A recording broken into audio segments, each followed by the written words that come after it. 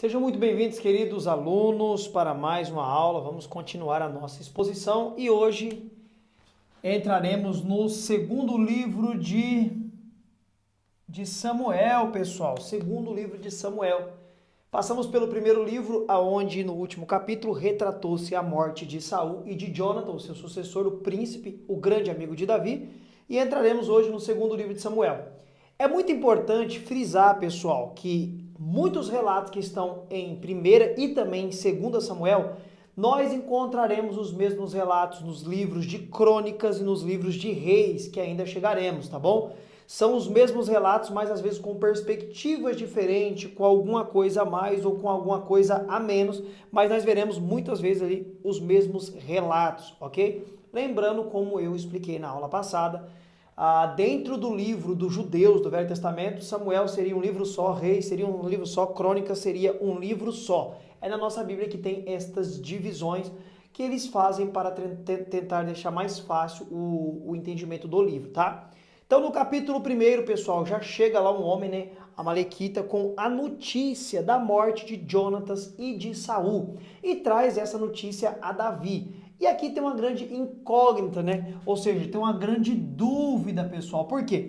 Porque este homem, ele vai estar praticamente com as vestes rasgadas, com pó na cabeça, representando angústia, tristeza, decepção, humilhação. Era uma das ideias que trazia esse negócio de rasgar a camisa e jogar cinza na cabeça, era algo cultural da época.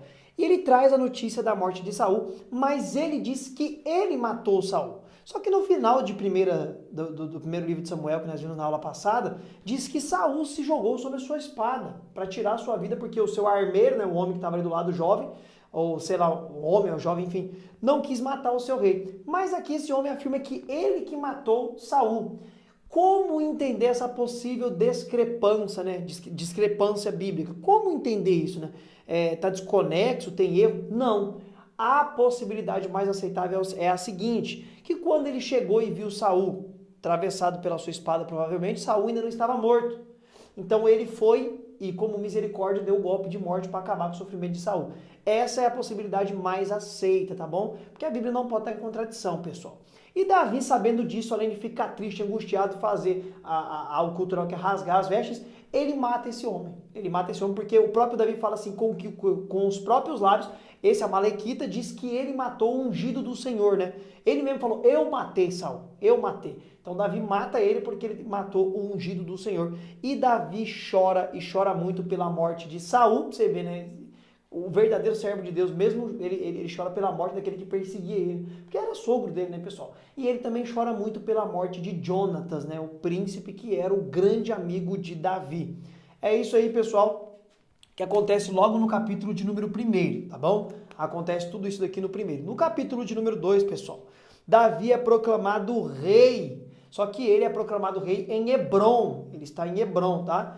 E Abner, que era o chefe do exército de Saul, capitão, ele lá onde que ele está, provavelmente estava nas regiões de Jerusalém, lá pro lado de chamado Judá, ele vai levantar Isbosete, filho de Saul, como rei. Ele vai levantar Isbosete como rei, porque ele é o chefe do exército de Saul, então ele vai levantar Isbosete, né, que era um dos filhos de Saul, como rei. Mas Davi já é proclamado rei lá onde que ele está. Nós entendemos que é pro lado de Hebrom, pessoal. E o que vai acontecer aqui? Vai ter uma batalha entre Davi e Isbosete. E quem vai vencer? Claro que é Davi, porque é Davi que Deus escolheu para ser o sucessor aí de Saul, pessoal. E ainda dentro do capítulo de número 2, pessoal, vai falar aqui o seguinte, vai falar que o próprio Davi foi ungido, na verdade é o seguinte, na verdade, desde que Davi foi ungido, até começar a se cumprir isso aqui na vida dele, ser proclamado rei, passou-se aproximadamente 20 anos.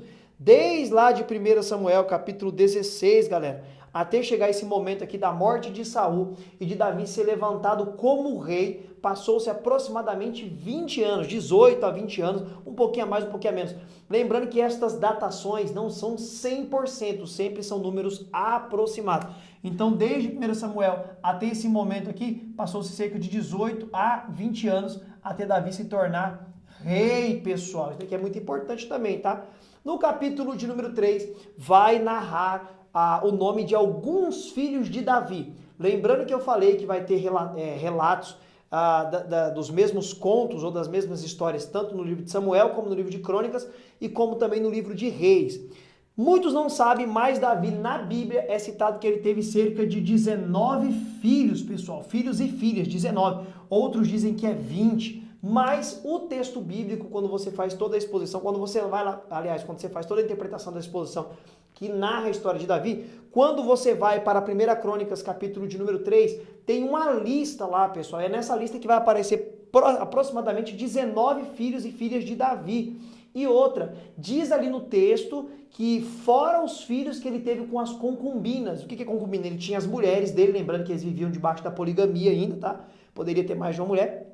Além dele ter as mulheres dele, tinha a serva das mulheres dele que ele poderia ter relação com elas, assim como Jacó fez lá com as servas de Raquel e Leia, tá bom? Então, é cogitado, mas também números aproximados, tá?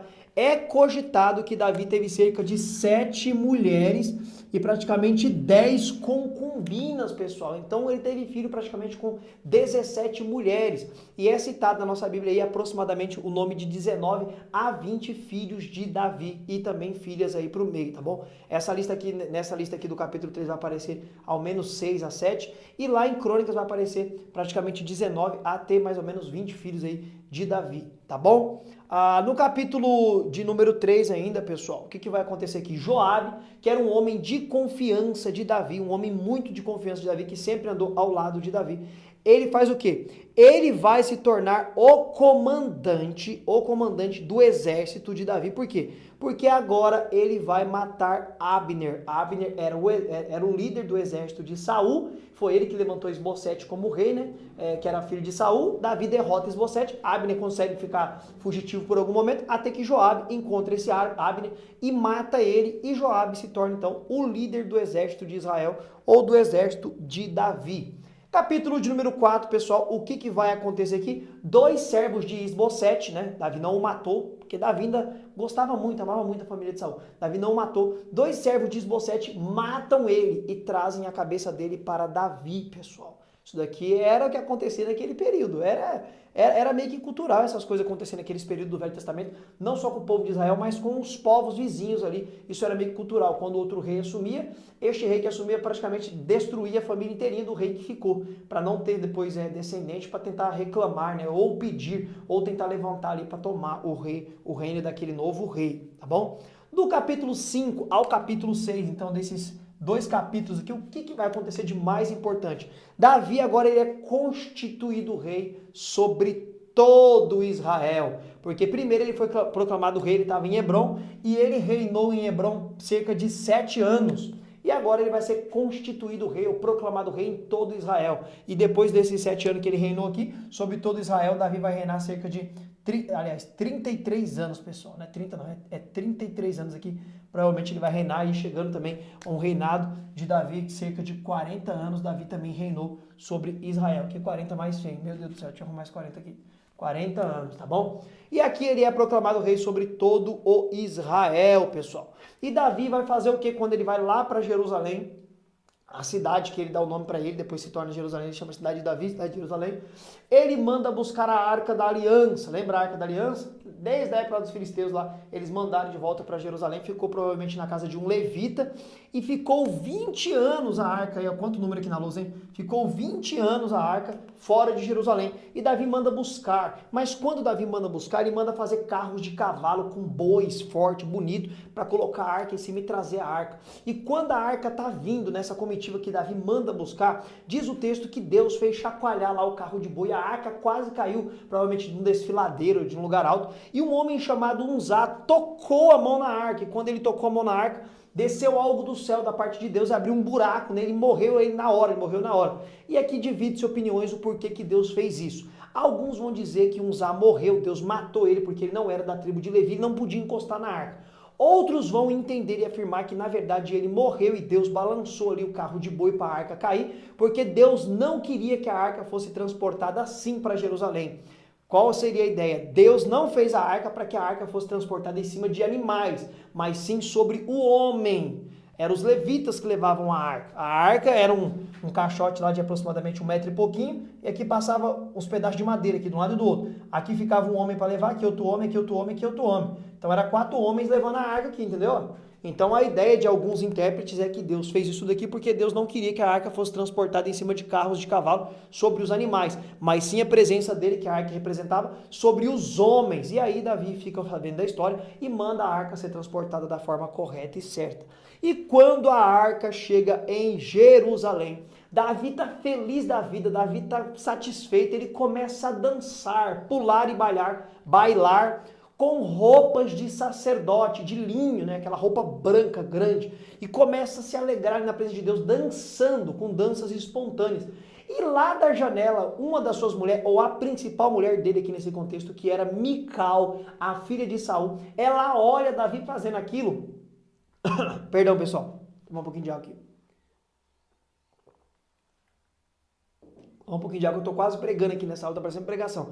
Então Mical olha da janela, ela vê Davi dançando e ela se escandaliza, ou seja, ela reprova aquela atitude de Davi e ela fica escandalizada. E por conta disso, Davi depois vai ter uma conversa com ela e fala o seguinte: eu nunca te darei um filho. E Davi realmente não teve filho algum com a filha de Saul, Mical. Não teve, pessoal. E ele aí recebeu a arca aí dançando, feliz da vida e bailando na presença de Deus. É isso que acontece aí no capítulo de número 5 ao capítulo de número 6 de 2 Samuel, pessoal.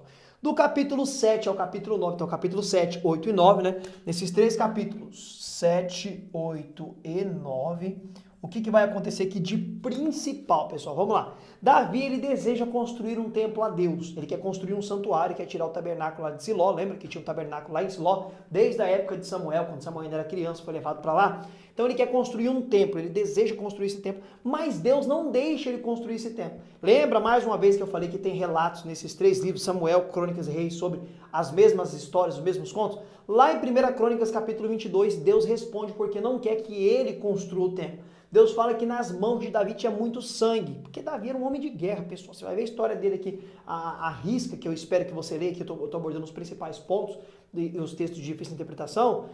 Você vai ver que ele era um homem guerreiro, era um homem de batalha. E tinha Davi, os seus valentes, né? É cogitado que ele tinha 300 a 400 até 500 homens que andavam com ele, que era tipo um exército particular que ele tinha, tá bom? Então era um homem de guerra, um homem valente, um homem que batalhava. Lá começou matando Golias, né? É o primeiro homem ali que demonstra na Bíblia que ele matou. Então Deus não deixa ele construir, mas diz que o descendente dele, esse vai construir o templo, porque nós sabemos quem é, né? Que já não chega lá. E ainda dentro deste capítulo aqui, pessoal, vai falar sobre as vitórias de Davi sobre as nações inimigas. E vai falar aqui, do capítulo 8 para frente, uma história linda de um homem chamado Mefibosete. Quem que é esse Mefibosete? Este Mefibosete, ele é filho de quem, pessoal? Ele é filho de, Jonatas. Ele é filho de Jonatas, né? Ou Jonatas. O texto aparece Jonatas, mas não tem costume falar de Jonatas.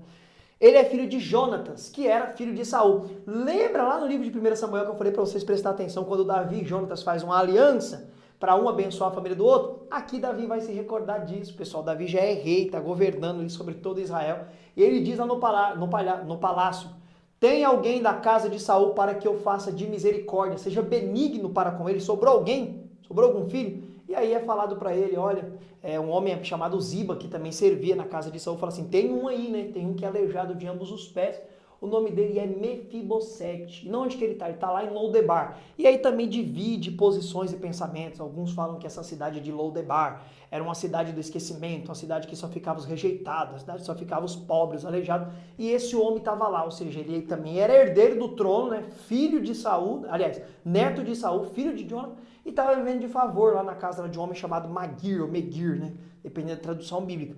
E Davi manda buscar ele vem, e quando ele chega perto de Davi, ele é um aleijado, pessoal, ele é um aleijado. E a Bíblia fala por que ele se torna aleijado. Aqui no livro de 2 Samuel diz que ele se tornou aleijado em que dia? No dia em que seu pai Jonathan foi morto no campo de batalha em Saul, lá em 1 Samuel 31. Quando a notícia chegou dentro da casa lá que o rei tinha sido assassinado, o rei Saul, e o pai dele, Jonathan, a babá dele correndo com medo. Por quê, pessoal? Quando morria o rei, aqueles que iriam assumir ou invadir a cidade matava todos os filhos e todos os descendentes do rei. Ela foge com ele e deixa o menino cair. E diz o texto que ele tinha por volta de 5 anos de idade. E com aquela queda ele quebrou ambas as pernas e ficou aleijado. Então no dia que o pai dele morreu, que o vô morreu, ele ficou aleijado. Que tristeza. E ele se apresenta para Davi com muito medo, porque ele tinha medo. Qual é o medo, pessoal? Agora que ele é rei, ele quer acabar com a família de todo mundo que sobrou aí do outro rei, né? Mas Davi fala para ele, não fique assim não, tenha medo não. Ele até fala assim, como você lembra de mim, um cão morto. Mefibosete fala para Davi, eu sou um cão morto. Davi fala, não. O que eu tenho para fazer com você é o seguinte, todas as terras que eram do seu pai, do seu avô Saul, do seu pai Jonathan, eu devolvo para você. Ou seja, Davi tira esse homem de cima do monturo, ou seja, esterco, do meio das fezes, e coloca ele sobre os príncipes. Davi fala que ele vai se assentar todo dia na mesa com Davi, como se fosse o filho de Davi, e comer pro resto da sua vida. É isso que Davi faz na vida de Mefibosete. Alguns até veem aqui neste texto a graça de Deus, né? Davi representando Deus e Mefibosete o pecador miserável que está abandonado, todo arrebentado. E quando Deus o chama, Deus o coloca para se assentar em lugares maravilhosos e faz ele ser um príncipe na presença de Deus, né? Alguns veem a graça de Deus aqui nessa história de Mefibosete e Jonathan. Do capítulo 10 ao capítulo 11, pessoal, nós vamos ver que Davi derrota os amonitas, são aqueles povos vizinhos ali que ficavam enchendo o saco do povo de Israel. E também os sírios, vai começar a aparecer muito agora esses povos aqui, sírios, daqui a pouco babilônico, né? A Síria vai aparecer muito. E ainda do capítulo 10 ao capítulo 11, vai falar aqui de um fato aqui que aconteceu com Davi, que a Bíblia não esconde os erros, mostra grandes homens de Deus, mas também mostra os seus erros, mostra que eles não são infalíveis, que eles também pecavam e eram homens como nós. Vai falar de um adultério que Davi cometeu com uma mulher chamada Betseba, que era casada com Urias, o Eteu, que era um dos comandantes do exército de Davi. Davi não foi para a batalha, ficou ali andando no palácio e viu essa mulher provavelmente se banhando, né? Ou tomando banho de sol, e Davi a desejou e acabou se deitando com ela, e ela era casada, isso foi adultério. E depois tudo leva a entender que ela ficou grávida, e Davi, para tentar encobertar o seu pecado, mandou o capitão da guarda aqui, Joabe, né, do exército, colocar na linha de frente Urias, né, Urias, para que ele fosse morto, né, para meio que tentar tampar o seu pecado. E isso aconteceu, mas não passou muito tempo, Deus mandou o profeta Natan chegar lá, né? Isso aqui vai ser tratado agora do capítulo 12 ao capítulo 13 e 14, né? Capítulo 12, 13 e 14, Natan vai na presença de Davi e fala para ele uma espécie de uma parábola. Davi, o que deve se fazer com um homem? Esse homem tem muitas ovelhas e ele conhece um outro homem que só tem uma ovelha.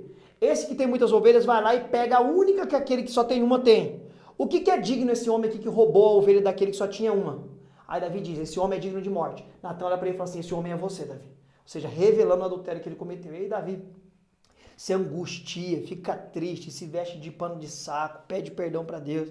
É quando ele escreve o Salmo 51, arranca tudo de mim, só não arranca o teu espírito. E vai ter consequências por esse pecado de Davi, pessoal. E as consequências vêm aqui do capítulo 12 ao capítulo 14. O que vai acontecer? Amenon, o primogênito de Davi, né, ou os primeiros filhos de Davi, ele estrupa sua irmã, chamada Tamar. Ele estrupa, olha para você ver o que acontece por conta do pecado de Davi. Ele estrupa sua irmã. E aí Absalão, lembrando que são vários filhos que Davi tem com mulheres diferentes. Então, Absalão aqui provavelmente era irmão, né, da mesma mãe, né? Era irmão de Tamar da mesma mãe. E Amenon possivelmente não, tá bom? Então Absalão vai matar Amenon. Agora um irmão mata o outro, o irmão estrupa a irmã. Olha a loucura, né? E aí Absalão tem que fugir, pessoal. Ele tem que fugir porque matou o próprio irmão, porque estrupou a irmã. Tudo isso acontece por conta do pecado de Davi. O próprio Natan falou para Davi que Deus rasgaria o reino depois, mais para frente, por conta deste pecado de Davi. A casa de Davi permaneceria sempre aqui em confusão, pessoal. Olha aí as consequências do pecado, tá bom?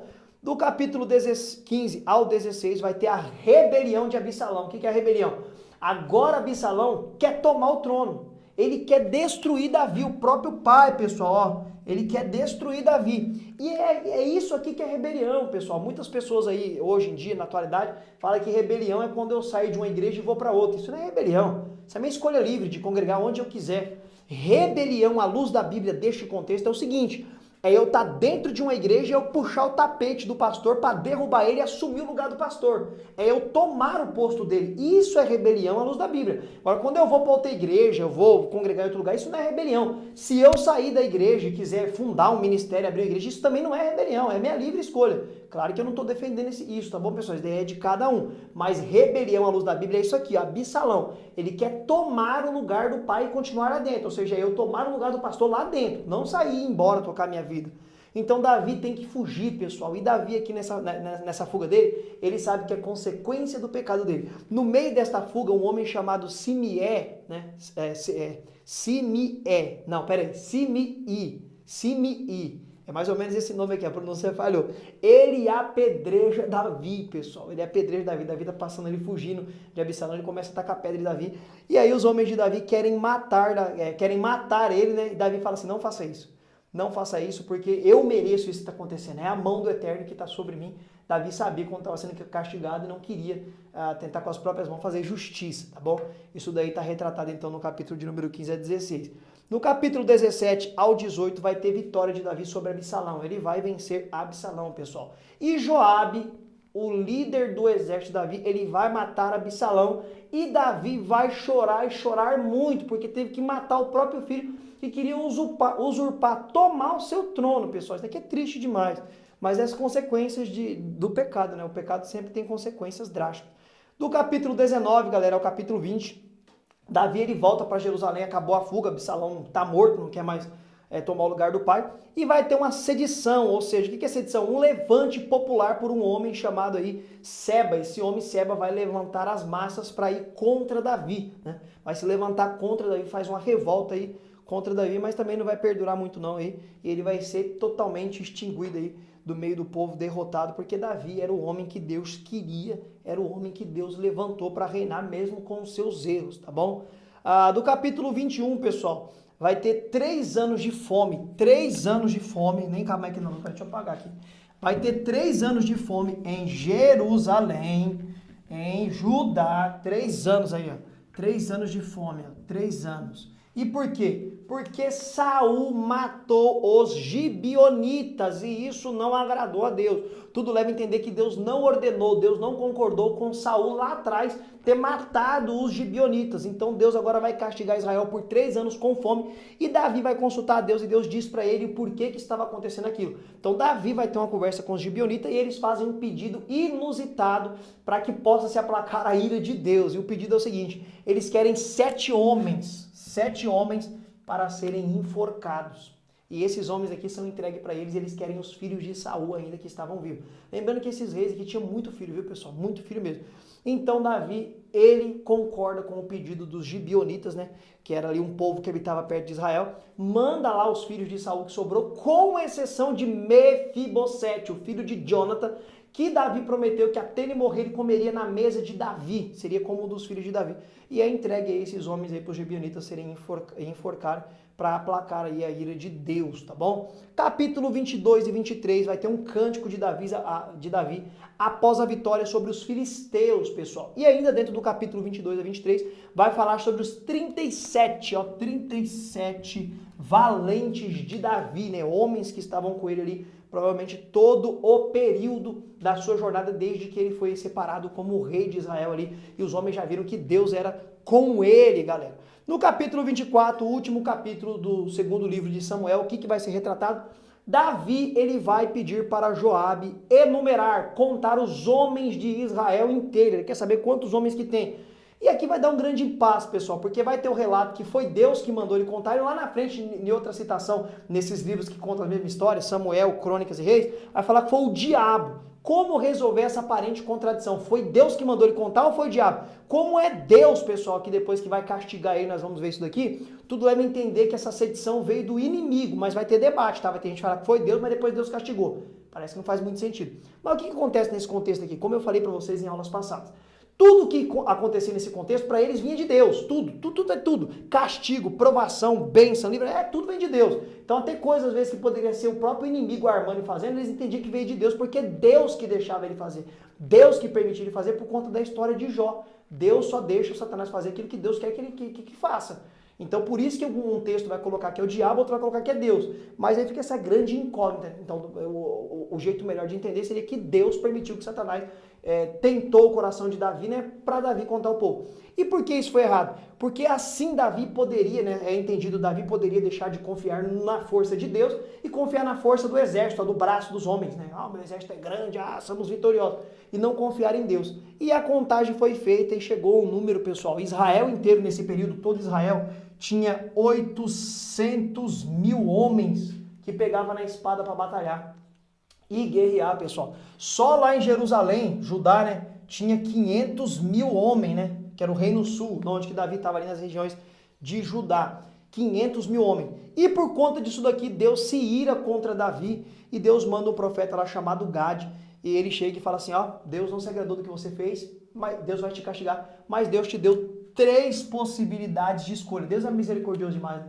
Deus falou para Davi escolher como que ele queria ser castigado. E aí vem as propostas, né? A primeira proposta é o seguinte, 7 anos de fome. Você quer ter 7 anos de fome na terra? Essa é uma proposta que você pode escolher. Ou 3 meses fugindo dos seus inimigos. O que você quer? Fugir dos seus inimigos por 3 meses? 7 anos de fome? Ou a terceira possibilidade, 3 dias de peste sobre todo Israel. Davi escolheu 3 dias de peste sobre todo Israel. E nessa peste aqui que Deus mandou, morreu 7 mil homens, pessoal. 7 mil homens aí. Pagou com a vida pelo erro de Davi aqui. Ou pela sedição de Davi. Contar o povo, sedição na verdade, tipo assim, a ideia de quase que se rebeliar contra o poderio de Deus, no sentido de não confiar só no poder de Deus, mas querer confiar na força do poder dos braços.